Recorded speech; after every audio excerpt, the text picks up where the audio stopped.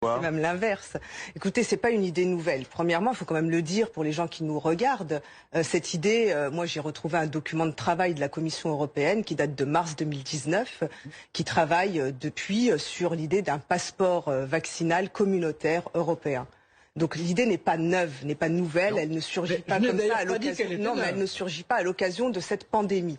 Donc c'est un projet que la Commission européenne avait déjà dans ses tiroirs et qu'elle met en œuvre depuis, avec pour but d'aboutir en 2022 à ce passeport vaccinal européen. Donc une fois que les Français savent ça, il faut qu'ils le sachent. Il faut se poser la question de pourquoi ce passeport vaccinal anticipé comme ça avant la pandémie de coronavirus. Je ne suis pas complotiste, rassurez-vous. Je ne vais pas dire que ça a été pensé avant, mais je trouve juste que cette idée de ce passeport vaccinal cache des choses. Elle n'a pas une vocation sanitaire. L'idée n'est pas d'empêcher de se contaminer les uns les autres, puisque vous venez de le dire, on ne sait même pas si le vaccin protège de la contamination. Donc quelle est la vocation réelle de ce vaccin, de ce passeport vaccinal, pardon ? Quelle est sa vocation? Et quand on commence à se poser les questions là-dessus, on se dit mais il s'agit en fait d'un contrôle social, d'un contrôle de la circulation des uns et des autres.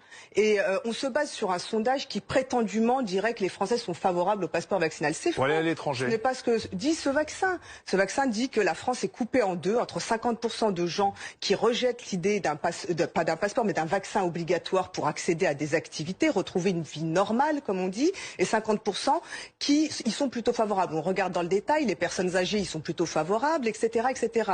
Quand on voit les gens qui prennent l'avion dans notre pays, 19% des ouvriers seulement ont pris l'avion en 2019, par exemple. Donc tout ça pose beaucoup de questions d'inégalité, premièrement. C'est-à-dire on va accroître les inégalités entre pays riches, pays pauvres, et au sein même de l'Union européenne si ce passeport venait à aboutir. Deuxièmement, pourquoi avoir anticipé un passeport communautaire comme ça vaccinal, alors que ce n'est pas la solution, ce n'est pas ce qui nous empêche de nous contaminer les uns les autres quand on est porteur du virus. Et toutes ces questions font que moi, je me dis que le débat commence à être fou autour de ce passeport vaccinal. Je me dis que finalement, est-ce qu'on ne participe pas à préparer les esprits à ce passeport vaccinal en 2022? Et je me dis en tout cas une chose est certaine, c'est qu'on a déjà beaucoup cotisé sur nos libertés individuelles, beaucoup payé, beaucoup donné, il faut que ça cesse.